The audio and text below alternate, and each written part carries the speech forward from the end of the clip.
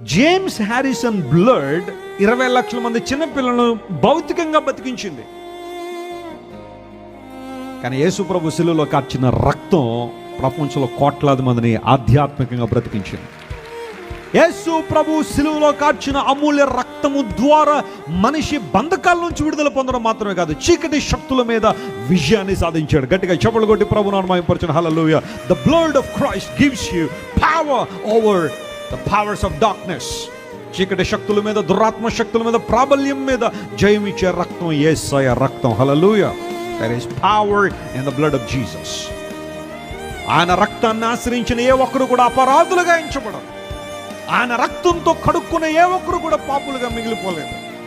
పాపులమే, కానీ యేసు క్రీస్తు ప్రభు శిలువ రక్తము ద్వారా ఆయన మనల్ని ఏం చేశాడు? ఆయన పవిత్రపరిచాడు. యేసు రక్తం మనల్ని ఏం చేస్తుంది అన్నాడు? పవిత్రులుగా చేస్తుంది.